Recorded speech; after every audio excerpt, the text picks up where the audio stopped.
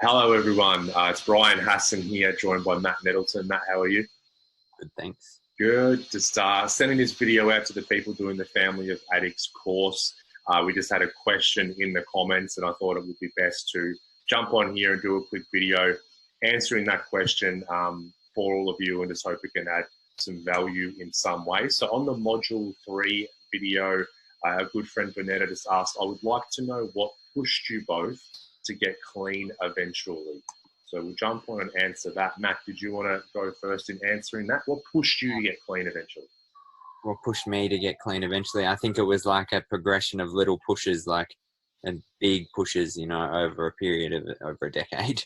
But the moment I really let go and made that final decision, was like people talk about rock bottom. Like for me, there was rock bottom after rock bottom after rock bottom after rock bottom. How many did you have?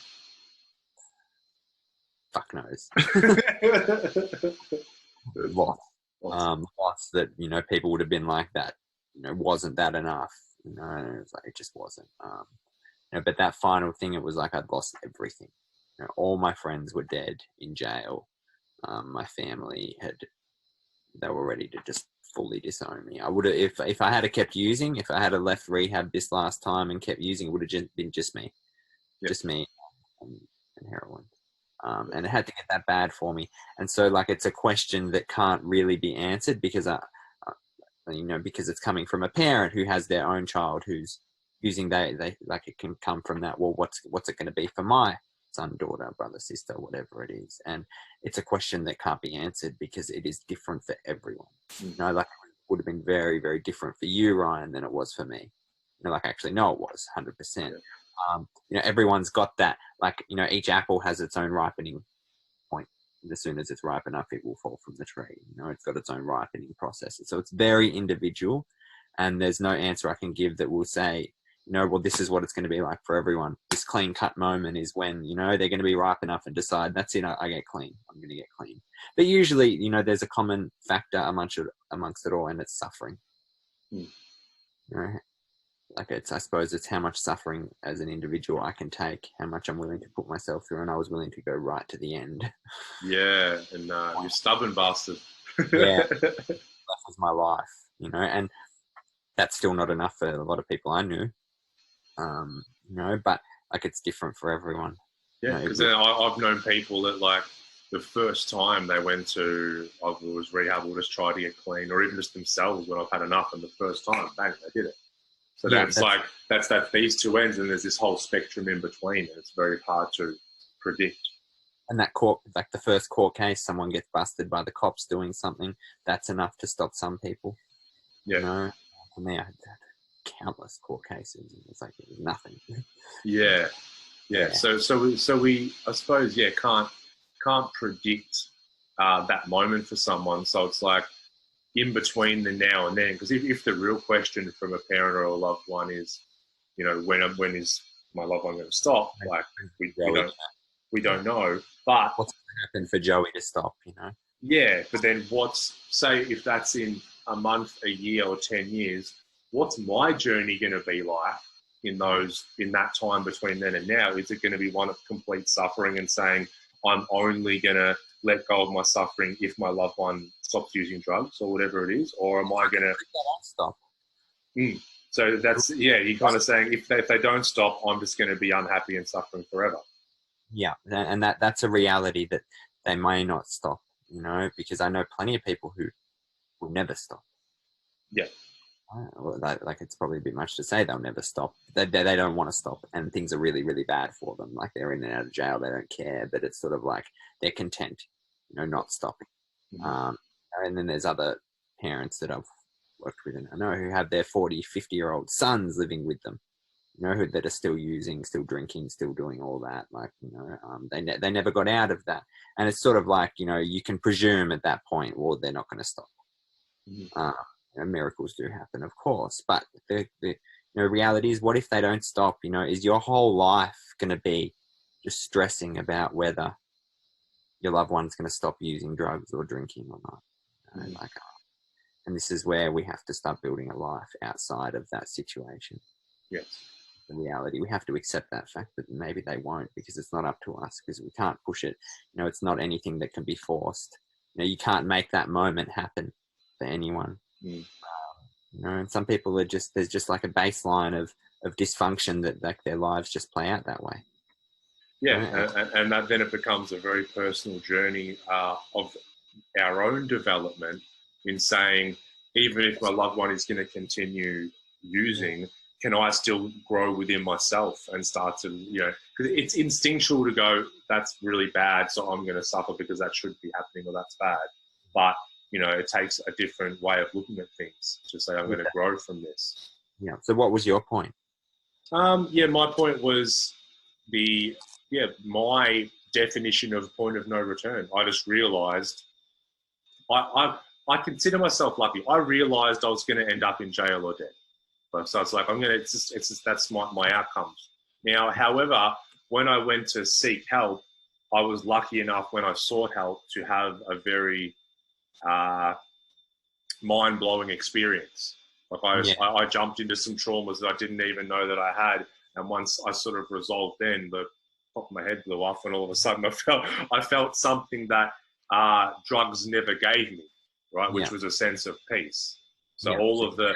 what you were looking for. I found what I was looking for. And what I was trying to find with drugs, I found what I was looking for, and it didn't involve drugs. So in that moment for me, it was like, I don't need to use them anymore. Because my complete paradox, because using drugs was the closest I felt to being peaceful or being comfortable in my own body.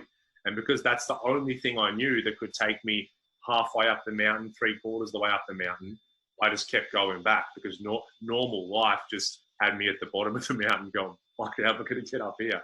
And so once I then felt that top of the mountain kind of experience without drugs, it just shattered what I thought I needed in life. Which drugs. And you, like, you know, we have to be honest as well, because that's not most people's experience. They seek help and they have this big release and whatnot. For a lot of people, healing trauma is very incremental. Yeah. You know, it's like some people do get that big release, and that's it. You know, and once again, this comes down to everyone's journey being different. It is. It's so individual and so different. You know. And one thing I've found is, because I think about this a lot, because the truth is, most people who stop using drugs just stop. Like I know it sounds funny, but most people do it themselves, and they just get to a point in, whether it's 1 year, 10 years, 30 years, they wake up one day and they're just like, okay, I'm done. And they mean it. They probably said that a million times, but there's some finality moment where they say, that's it, I've actually had enough. I did that with smoking. That's what I did with smoking. Right. A few months ago, actually, not that long ago. So I think there's... And I said to my partner, I'm quitting. Yeah. And that's it. I haven't had a smoke since. I haven't even really craved them since. You know, I've had a few months, like I feel like one, but that's it. It's been easy. Yeah. And so you know, the points, they're the grace. You know, that's what happens. Yeah, and those moments are so interesting to me. And I see it with drugs. It's like, when we've got this trauma, or we've got this underlying stuff where we don't feel comfortable in our own skin, we don't feel safe in the world, whatever it is, when we start taking a drug, and if it's the right drug for us, as in it gives us the right results, we have like a benefit and drawback. So the benefit's massive. Like the benefit for me to feel more peace than I've ever felt in my whole life, that's a high benefit, right?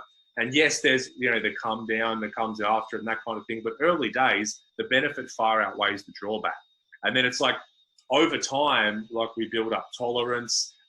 As we get older, the come down gets a lot worse than it was when we were younger, and kind of these scales are tipping. But I always see with people, as long as there's some sort of benefit they're getting that's outweighing the drawback, they'll keep using. And like that can be, you could have been arrested a whole bunch of times. You've had loved ones, seen people die from this stuff in front of you, but it's still solving a problem that you're still seeing a benefit there. And exactly. You know, like for me, like I had like people I really cared about die all around me from overdoses, you know, like witnessing it happen. And like the benefit of using them was I don't have to feel the pain of this. You know, it kept me using. You know, if it was someone else who maybe wasn't as deep as I was at that point, would be like, that's it, you know, I'm out of this. You know, I'm going home to mum and dad. Yeah. Like, I'm done. You know, but for me, it was like, I was so deep entrenched in that cycle that those situations actually further entrenched me in. Yeah. So it's when that moment where you just see no benefit anymore. Yep, none. Right? It's just none. And then it's like that scale has just dipped all the way down. And that's the point where people go, I'm done. And they mean it, right? Because a lot of the time we're in a very vulnerable state and people say, that's it, I'm done. I'm never using again. Fuck this. And we mean it so much. We really mean it, right? But yeah, then like I'd have times like people say all the time, they'll really mean it. I'm never doing that again. Then a week or a month later, they'll relapse and get back on it. I remember there was one day, one of the times that I got arrested, and I was like, in that cell, I was like, just before they released me, I was like, this is it. I'm fucking done. An hour later, I was using it again. and I meant it so much, you know? Yeah, you mean it with every cell in your body, you mean it. But there's so much you're not conscious of within yourself. Yeah. It's basically what you're saying is, you know, when the price of using is everything and the payoff is gone, you know, the price you're paying versus the payoff, you know, say the secondary gain, you know, what we get out of using when we don't get anything anymore. Yeah. And so that's why we tell, you know, it's good for people to work on themselves and address these traumas, because what it does, it can just speed up the process of those scales getting out of whack. Because the more we address our underlying baggage and emotions and trauma, the less benefit drugs will give us. And we want to ideally get to that point where there's no benefit, and that's when people just go, I'm done. Yeah, it's interesting. That's right. And so by the end of my using, you know, heroin wasn't doing anything to me. I didn't actually get an effect. I didn't get stoned off it. Could use extremely large amounts, enough to kill someone who'd never used it before. Probably 5, 6, 7, 10 to 10 times over. It would kill someone the amount I was using, but then it wasn't doing anything. I wasn't getting stoned. My tolerance was so high that all it was doing was stopping my withdrawal symptoms. You know, so I was stuck in that cycle. So at that point, you can say, well, you know, I'm not getting anything out of this except stopping the withdrawal. You know, which is something though. And that was enough. Yeah. That was enough. I had the same with ice. It was like it became such a chore to keep going back to it. And you know, I tell people how much I was using a day at the end, and they call out bullshit because when you first use it the first few times, like you don't have that tolerance yet, and it just builds. It shows how incredibly amazing our body is actually, and how adaptive it is, how it can adjust to these things. Whereas by the end, you're using amounts that would destroy someone else, and you're not even getting anything positive from it at all. That's it. And you know, so like I hope this answers your question. Like my advice, I don't like the word advice, but you know what I would be doing, or what I'd be telling a parent to do if I was working closely with them, would be look at where that question's coming from within you. You know, turn back around and say, well, like, why do I need to know this? You know, what would I get out of knowing this? You know, would it maybe create some hope that, oh, yeah, this is when my son or my daughter or whoever, you know, that's when they'll stop, when this happens. Like, you investigate, you know, your own experience. Because what we want to, like, the main message we want to get to people in this course is that, you know, the problem isn't the using. You know, the problem isn't them. You know, our suffering is actually caused by ourselves. So you can even run another thought experiment and say, if I was to 100% know that they will never stop, how would I live my life differently? Perfect. Yeah. Exactly. Great. All right. Awesome. I hope this helps. Thank you for the question. Please keep them coming. We'll jump on and answer whatever needs to be happening. And thank you, Matt. Thanks. All right. See ya.